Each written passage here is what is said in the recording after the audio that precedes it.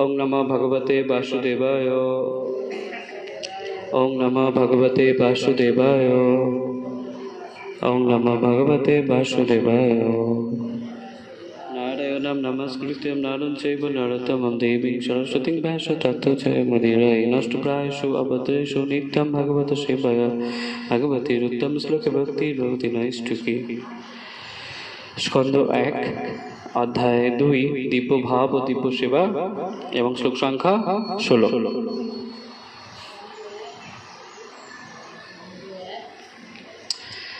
আমার পরে পরে সবাই বলো। শুশ্রূষ শ্রদ্ধা ধানস্য বাসুদেব কথারুচি সদ্মহৎ সেবয়া বিপ্রা পুণ্যতীর্থ নিষেবনাথ। শুশ্রূষ শ্রদ্ধানস্য বাসুদেব কথারুচি সন্মহৎ সেবয়া বিপ্রা পুণ্যতীর্থ নিষেবনাথ। আমার পরে পরে সবাই বলো আবার। শুশ্রূষ শ্রদ্ধানস্য বাসুদেব কথারুচি সন্মহৎ সেবয়া বিপ্রা পুণ্যতীর্থ নিষেবনাথ।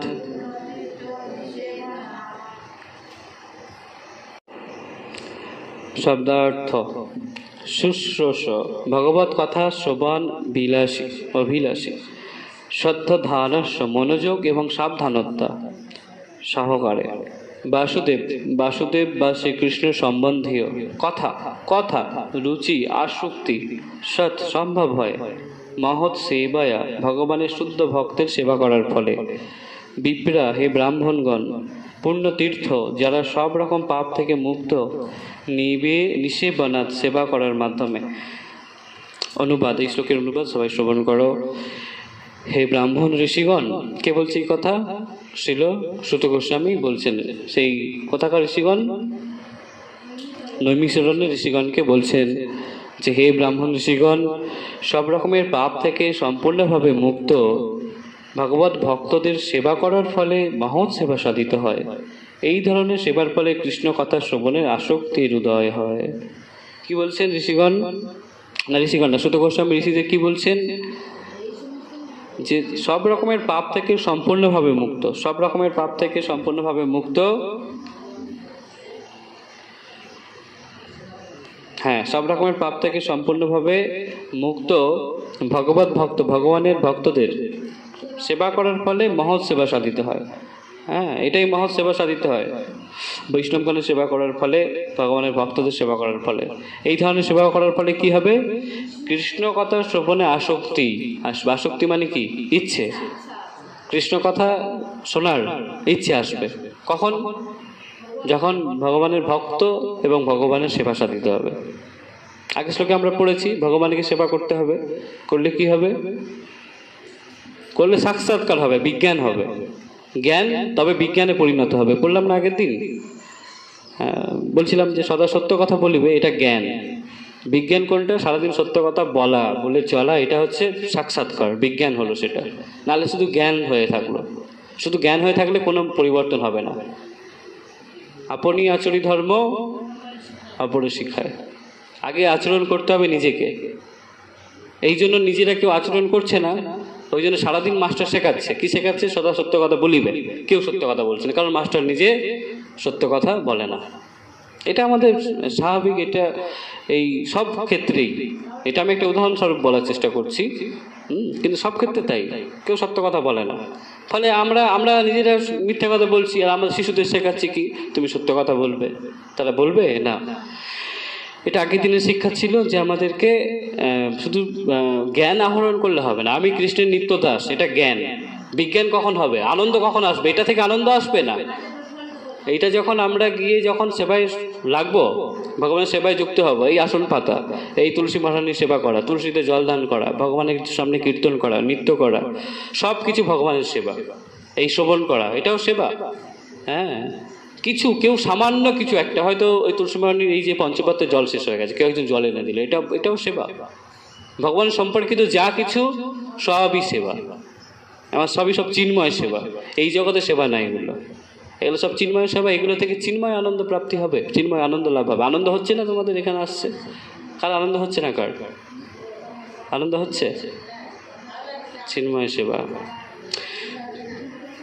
তো আজকে শ্লোকের অনুবাদে সুত গোস্বামী শ্লোকে বলছেন যে কৃষ্ণের আমাদের আগের দিন পড়েছিলাম শ্লোক সংখ্যায় 14-তে, যে প্রত্যেকটা বর্ণ প্রত্যেকটা আশ্রমের উদ্দেশ্য কি, তাদের কি করণীয়। হ্যাঁ, বর্ণ বা আশ্রমে কি করণীয়, কি শুধু গৃহস্থ হয়ে থাকবে, শুধু ব্রহ্মচারী হয়ে থাকবে? কি করবে ওরা? আমরা গৃহস্থরা কি করব? ব্রহ্মচারীরা কি করবে? শুধু সন্ন্যাস মানে কি শুধু ঘুরে বেড়াবে চারিদিকে? কি করবে তারা? হ্যাঁ, কৃষ্ণের কথা শ্রবণ করবে, তারপরে কি করবে? কীর্তন করবে, আর কি করবে? স্মরণ করবে, আর কৃষ্ণের সেবা করবে, পাদ সেবন করবে, ভগবানকে সেবা করবে। পড়েছিলাম না? তারপরে কালকে কি পড়লাম, যে তোমরা কৃষ্ণের কালকে স্মরণ রূপ তরবারির দ্বারা তোমরা এই জড় আসক্তিকে বিনাশ করো। কি তরবারির দ্বারা? স্মরণ, কৃষ্ণের কথা মনে করা, এইটা হচ্ছে তরবারি। এই তরবারির দ্বারা তোমাদের যে জড় আসক্তি আছে, কর্মবন্ধন আছে, সেগুলোকে তোমরা বিনষ্ট করো। শুধু ভগবানের কথা চিন্তা করলেই সব নষ্ট হয়ে যাবে। কত শক্তিশালী ভগবানের কথা, মানে মনে। এই জন্য ভগবান লীলা প্রকাশ করছেন, যাতে সেই লীলাগুলো আমরা স্মরণ করি, করে আনন্দ পাই। আর আজকে কি পড়ছি? আজকে হচ্ছে কি, ভগবান সুত গোস্বামী কি বলছেন, ভগবানের ভক্তদের সেবা করলে তবে শ্রবণের রুচি আসবে।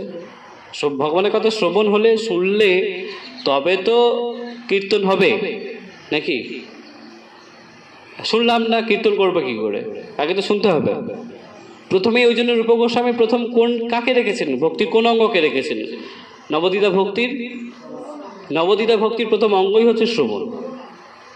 আগে তো শ্রবণ করতে হবে, শুনতে হবে তো ভগবানের কথা, তবে তো ভগবানকে জানবো।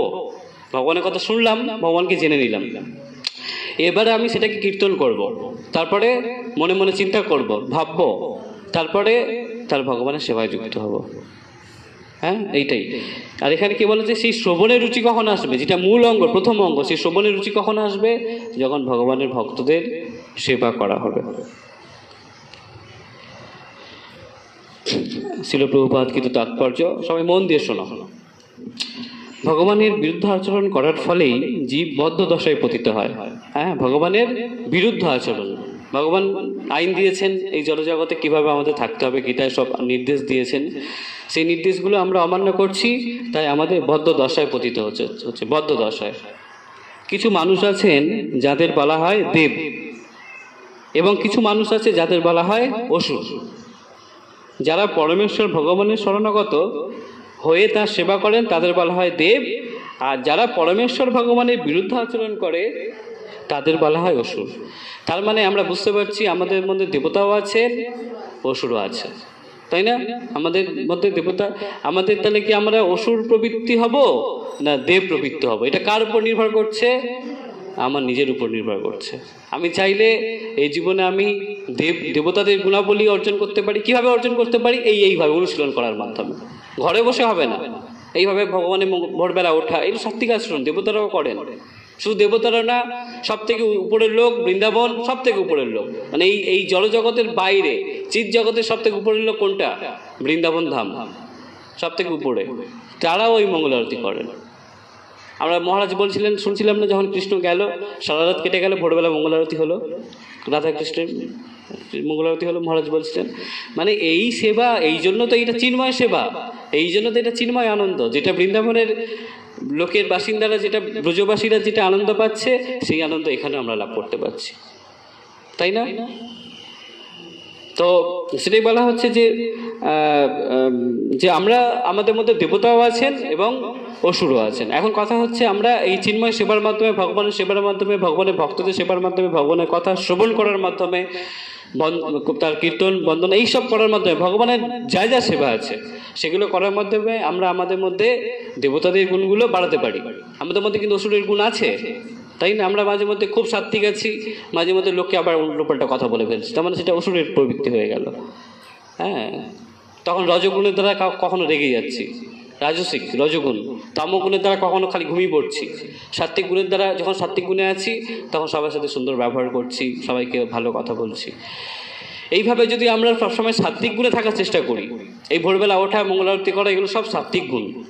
এখন যদি আমরা এরকম সাত্বিক গুণে থাকার চেষ্টায় প্রয়াস করতে থাকি, একদিনে সব সাত্বিক গুণ চলে আসবে না। সবসময় সাত্বিক গুণে আমরা মিশ্র গুণে থাকি, সাত্বিক রাজসিক মিশ্র গুণ। হ্যাঁ, যখন সাত্বিক গুণটা কমে গেল, রাজসিক গুণটা বেড়ে গেল। বা রাজসিক তামসিক মিশ্র গুণে আছি, রাজসিক গুণটা কমে গেল, তামসিক গুণটা বেড়ে গেল, অলসতা চলে আসছে, কালকে যাবো আর মঙ্গল আরতি। হয় না এরকম? আজকে একটু ঘুমিয়ে নি, এই তামসিক গুণ। আমাদের চেষ্টা করতে হবে কি, সাত্বিক গুণে, প্রভুপাদ বলেছেন অন্তত এই জীবনে সবাই সাত্বিক গুণে আসার চেষ্টা করো, মিনিমাম টুকু এটা। তাহলে কি হবে, আমাদের মধ্যে অসুরের যে গুণ, অসুরের গুণগুলো সেগুলো দমিত হবে, আর দেবতাদের গুণগুলো বেড়ে যাবে, তাদের গুণগুলো লাভ হবে। বুঝতে পারছো? তাহলে আমাদের মধ্যে অসুর এবং দেবতা সব সাবধানতা, কিন্তু এটা কিন্তু খুব সাবধান আমাদের মধ্যে। কারণটা কি? কারণ হচ্ছে আমরা হচ্ছি ভগবানের কোন শক্তি? আমরা হচ্ছি তটস্থ শক্তি। তট কথার অর্থ কি? তট মানে কি? নদীর তট দেখো নি? নদীর তট মানে নয় নদীতে দাঁড়িয়ে আছি, নয় উপরে আছি। মানে ভগবানের নয় আমরা অন্তরঙ্গ শক্তি বা বহিরঙ্গ শক্তি। অন্তরঙ্গ শক্তি কি? ভেতরের শক্তি, মহামায়া। আর বহিরঙ্গ শক্তি এই হচ্ছে না, অন্তরঙ্গ শক্তি হচ্ছে যোগমায়া। যোগমায়া ভগবানের সাথে যুক্ত করছেন বৃন্দাবনবাসীদের। আর বৃন্দাবনেও তারা মায়ার দ্বারা আচ্ছন্ন আছে। কোন মায়া? যোগমায়া। তারা এই যোগমায়ার দ্বারা আচ্ছন্ন হয়ে ভগবানকে ভগবান বলে ভুলে গেছে, গিয়ে কি ভাবছে? আমার ছেলে, আমার সখা। হ্যাঁ, কিন্তু যদি ওই মায়া না থাকতো তাহলে তো সবাই ভগবান ভগবান করে তাকে এইরকমভাবে সেবা। আমি যদি কৃষ্ণকে ভগবান বলে স্বীকার করে নিই, তাহলে আমার তো দাসত্ব রস চলে এলো। সব অবশ্যই সবাই দাস, কিন্তু কৃষ্ণের তখন কি ছেলে বলে স্বীকার করতে পারবো ভগবানকে? পারবো না। যদি ভগবান স্বরূপ যদি সবসময় থাকে আমার সামনে, ভগবান যদি ভগবান রূপে থাকেন, বৃন্দাবনে কি ভগবান ভগবান রূপে আছেন? বৃন্দাবনে ভগবান কৃষ্ণ ভগবান রূপে নেই। তিনি একজন গোপ শিশু, গোপ বালক, রাখাল বালক রূপে আছেন, তাই না? তার সকালে তার কাঁধের উপরে চড়ে বসছে, তাই না? যাক, এটা অন্যদিন আলোচনার বিষয়, আমরা বিষয়ান্তর হচ্ছি। তাহলে আমাদের এটা সাবধানতা, আমরা তটস্থ শক্তি। আমরা চাইলে নদীতে নেমে যেতে পারি, অর্থাৎ অসুর হয়ে যেতে পারি, আমরা আরো উপরে উঠে আসতে পারি, অর্থাৎ আমরা দেবগুণ প্রাপ্ত হতে পারি। মাঝে মাঝে ভগবান আমাদের ক্ষুদ্র স্বাধীনতা দিয়েছেন, কারণ ভগবান নিজে স্বাধীন। আর ভগবানের অংশ জীবাত্মা, সে স্বাধীন হবে না?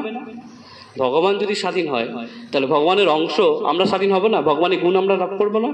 আমরাও তাই স্বাধীন। তাই আমরা চাইলে, অনেকে বলে এই সব কর্মফল, সব কর্মফলের জন্য হচ্ছে না। সব যদি কর্মফলের জন্য হবে, আমরা তাহলে এই জীবনে শুধু কর্মফল ভোগ করতে এসেছি? না, আমরা এই জীবনে কর্মও করতে এসেছি। কিছু কর্মফল ভোগ হচ্ছে, কিন্তু সবটা নয়। কিছু আমরা নিজেরা কর্ম করছি, তার ফল ভোগ করছি। এই অনেকে দেখি যে তারা ঠিকঠাক করে আচরণ করছে না, সারাদিন মদ খেয়ে এদিক সেদিক পড়ে আছে। তা তারা কি কর্মফল ভোগ করছে? না, নিজেরা স্বইচ্ছাই কর্ম করছে। সব কর্মফল নয়। এই জীবনে কর্ম করছে, পরে জীবনে ফল ভোগ করবে। ঠিক যেভাবে আগের অনেক জীবনে কর্ম করেছে, তার ফল ভোগ করছে এই জীবনে কিছু কিছু ফল। এই জীবনে কর্ম হচ্ছে, এই জীবনে কর্মফল এই জীবনে কিছু ভোগ হয়ে যেতেও পারে, আবার কিছু কর্মফল পরের জীবনে আমরা নিয়ে যেতে পারি। তারপর আমরা পড়ি,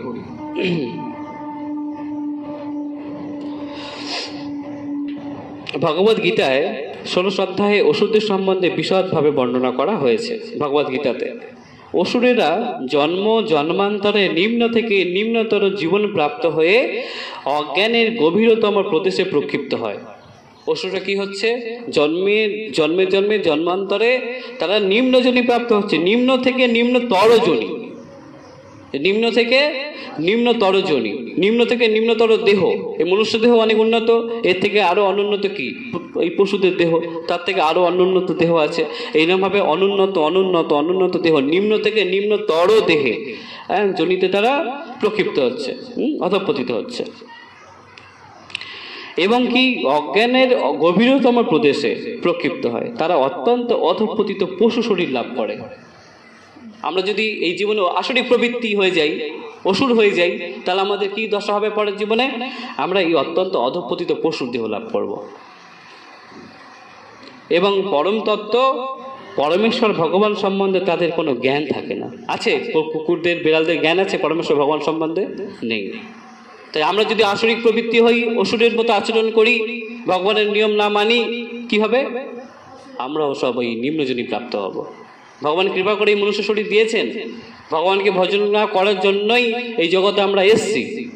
সেরকম কথাও দিয়ে এসেছিলাম মাতৃগর্ভে যখন ছিলাম, কিন্তু এসে মায়ার দ্বারা সব ভুলে গিয়ে নিজের জড়জগতে নিজের ইন্দ্রিয়গুলিকে নিয়ে পড়ে আছে। নিজের ইন্দ্রিয় কীভাবে তৃপ্তি হবে, নিজে কীভাবে ভোগ করব না। তাহলে যদি আমরা সেই আসরিক প্রবৃত্তি হই, তাহলে পরমেশ্বর ভগবান সম্বন্ধে তাদের কোনো জ্ঞান থাকবে না। পরমেশ্বর ভগবানের ইচ্ছায় এই সমস্ত অসুরেরা বিভিন্ন স্থানে নিত্য মুক্ত ভগবত ভক্তের কৃপার প্রভাবে কুলুষ মুক্ত হয়ে কৃষ্ণ ভাবনার অমৃত লাভ করে।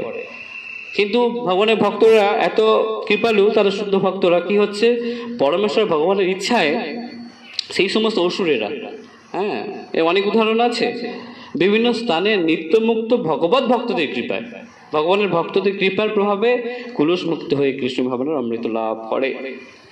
আমি যেমন অসুর ছিলাম, ভগবানের ভক্তদের কৃপায় সামান্য একটুখানি কৃষ্ণের অমৃত কথার কৃষ্ণ ভাবামৃত লাভ হয়েছে। এখনো অসুর আছি যদিও, যাই হোক।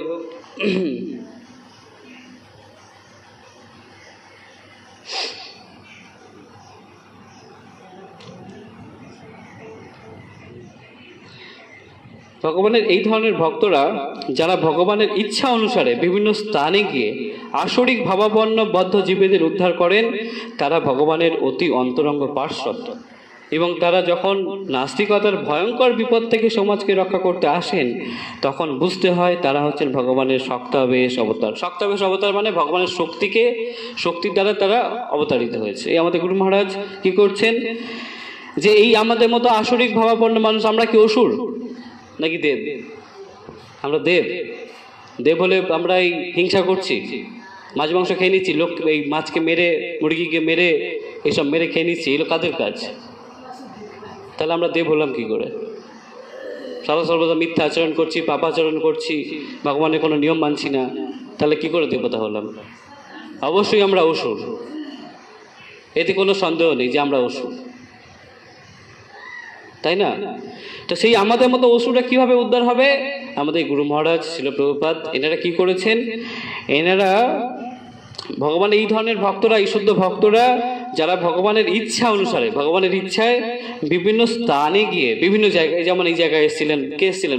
আমাদের গুরুদেবের নিত্য একদম সেবক, হ্যাঁ, তার নিজজন সুরসেন দাস ব্রহ্মচারী প্রভু এখানে এলেন।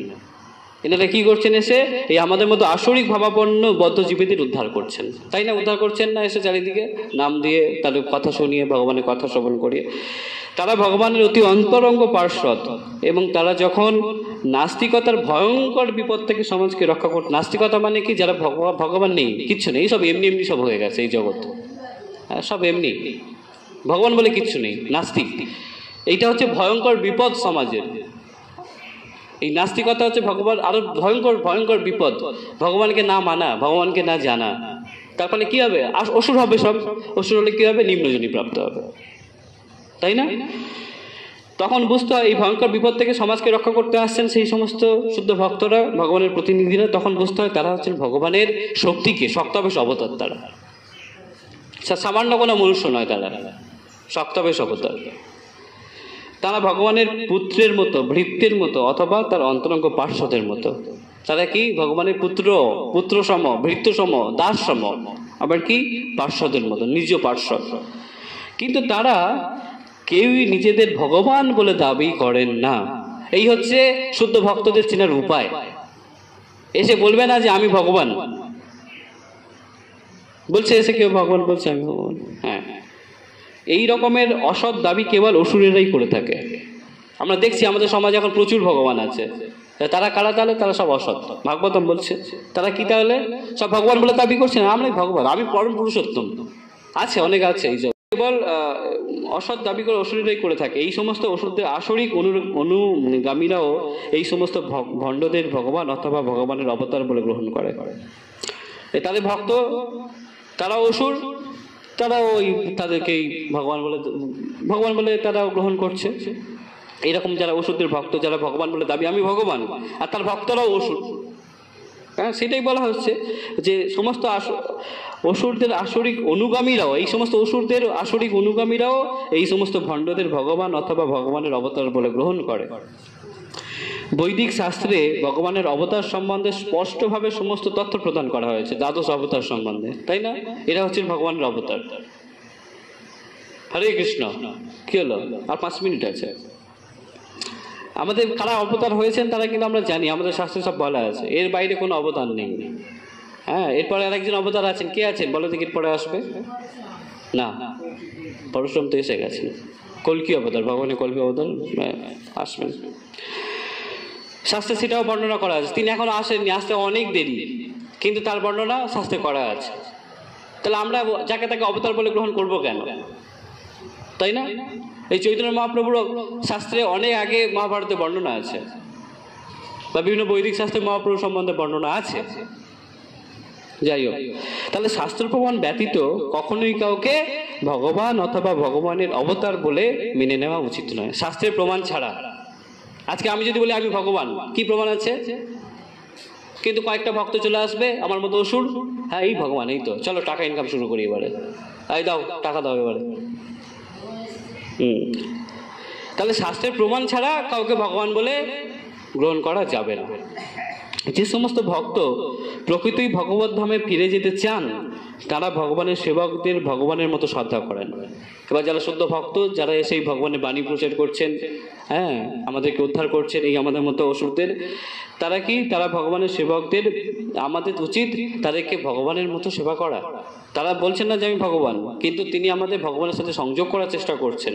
তাহলে আমাদের কি করা উচিত? তিনি ভগবানের বললেন না, ভগবানের পুত্র সম, ভগবানের পার্শ্বদ সম, ভগবানের তারা নিজেও জন, তাদের কিরকম ভাবে তাদের ভগবান জ্ঞানে সেবা করা উচিত। ভগবানের এই ধরনের সেবকদের বলা হয় মহাত্মা অথবা তীর্থ। তারা স্থান এবং কাল অনুসারে ভগবানের বাণী প্রচার করেন। হ্যাঁ, ভগবানের সেবকেরা মানুষকে ভগবানের ভক্ত হওয়ার জন্য অনুপ্রাণিত করেন।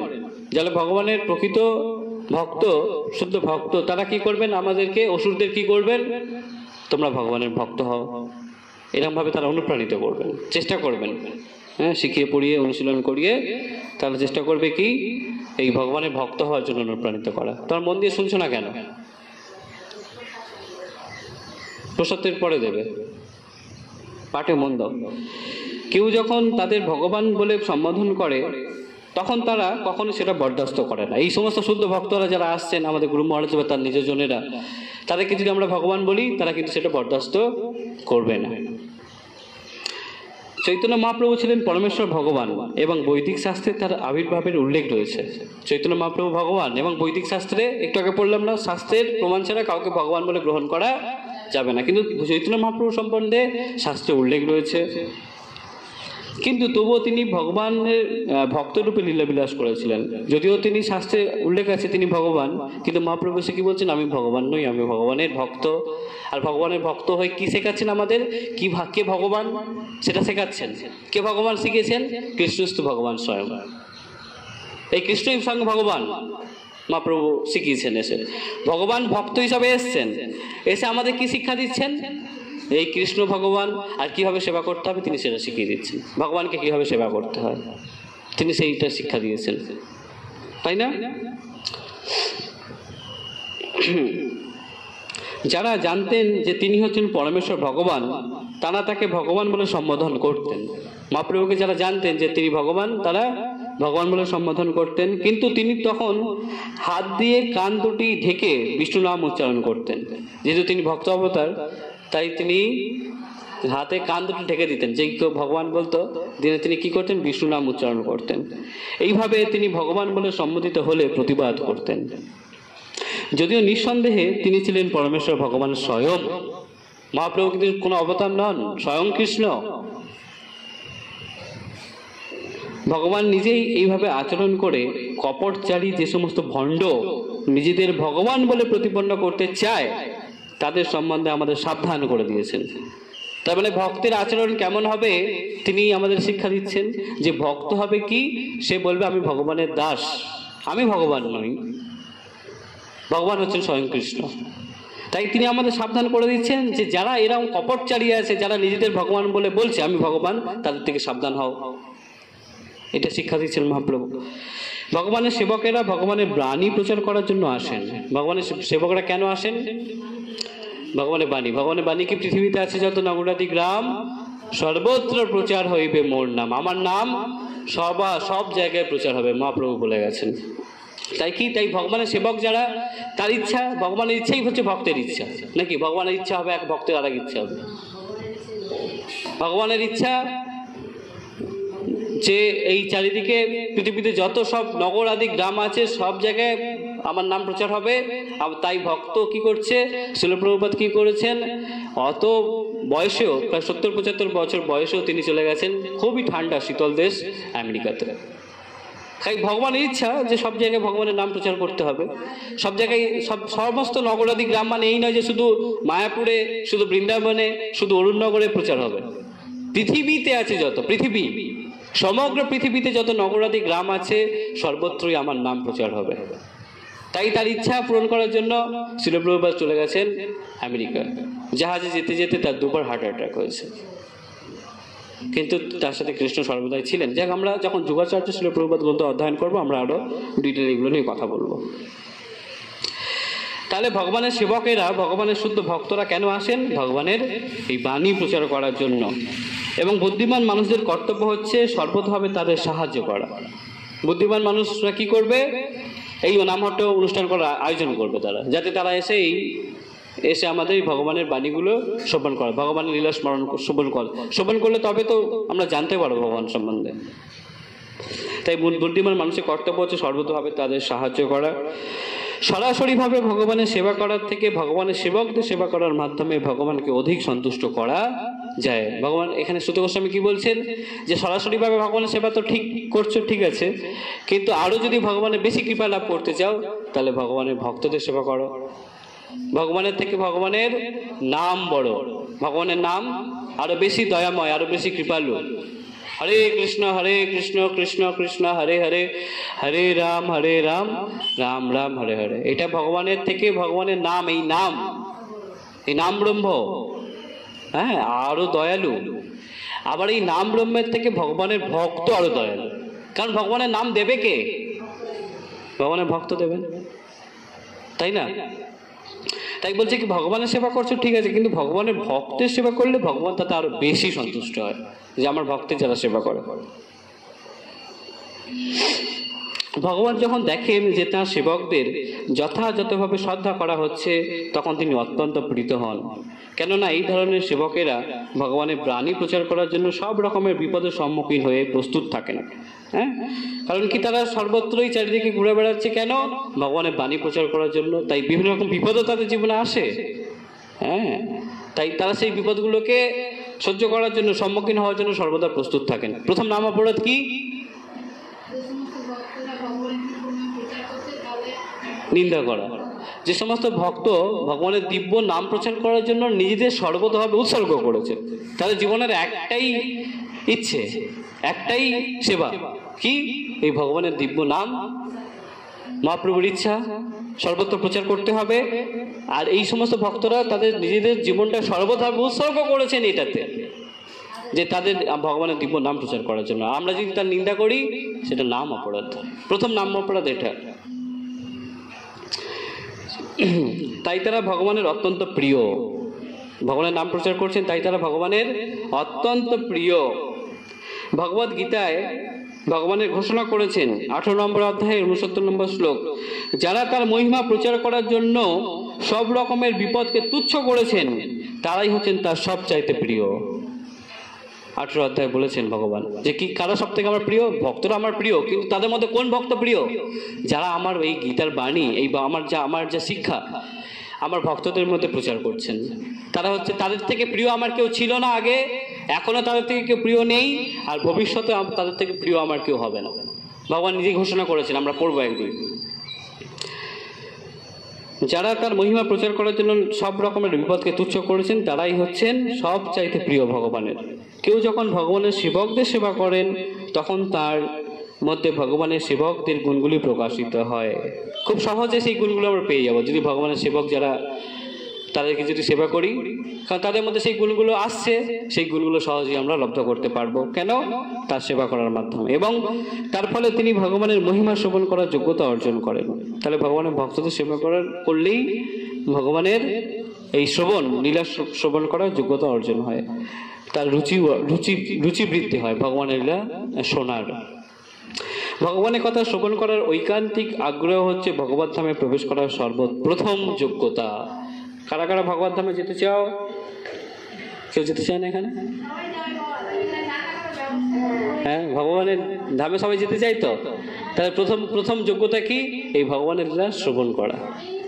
শ্রবণ করার মাধ্যমে আস্তে আস্তে আমাদের যোগ্যতা অর্জন হবে। আর শ্রবণ করার রুচি আসবে কোথা থেকে? ভগবানের ভক্তদের সেবা করার মাধ্যমে। কারো কোনো প্রশ্ন আছে? আজকে তাহলে এই পর্যন্ত অল্প বিশ্রাম দেওয়া হলো। আগামী দিন পরের শ্লোক নিয়ে আলোচনা করা হবে। ভুল ত্রুটি সবকিছু ক্ষমা করো। আজকে ক্লাস হবে ওই ঝড় বৃষ্টি জল ঝড়